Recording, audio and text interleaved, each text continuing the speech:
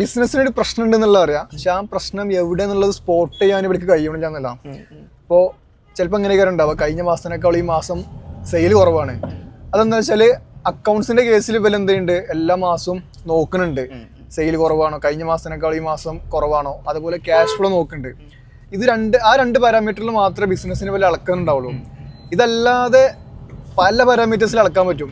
ഇപ്പോൾ എൻക്വയറീസിന്റെ ഭാഗത്താണോ കുറവ് വന്നിരിക്കുന്നത് ഒരു കേസ്, ഇനി വന്ന എൻക്വയറി ക്ലോസ് ആവാതെ പോയതുകൊണ്ടാണോ നമുക്ക് ഈ പറഞ്ഞ സാധനം വന്നത്.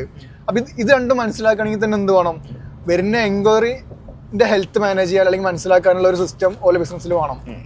സെയിൽസിന്റെ ഭാഗത്താണ് പ്രശ്നം എന്ന് വെച്ചെങ്കിൽ വരുന്ന സെയിൽസ് എത്രത്തോളം ഉണ്ട്, അത് ക്ലോസിംഗ് റേറ്റ് എത്രയാണ്, ഇതൊക്കെ മനസ്സിലാക്കാനുള്ള ഒരു സിസ്റ്റം റിപ്പോർട്ടിങ്ങും വരണം.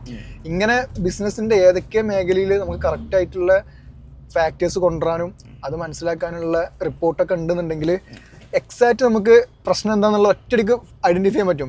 ഇല്ലെങ്കിൽ എന്താ വെച്ചാൽ ഇതൊക്കെ കഴിഞ്ഞ് ലാസ്റ്റ് സെയിൽ കുറഞ്ഞ് നമുക്ക് അക്കൗണ്ടിൽ ക്യാഷ് വരാത്തൊരു സിറ്റുവേഷൻ വരുമ്പോഴേക്കാരം ബിസിനസ് ഓണർ എന്താ അറിയാം, ഇങ്ങനെ പ്രശ്നം ബിസിനസ്സിലുണ്ട്. അപ്പോൾ ഇതിന് ഒരുപാട് വൈകിട്ടുണ്ടാവും.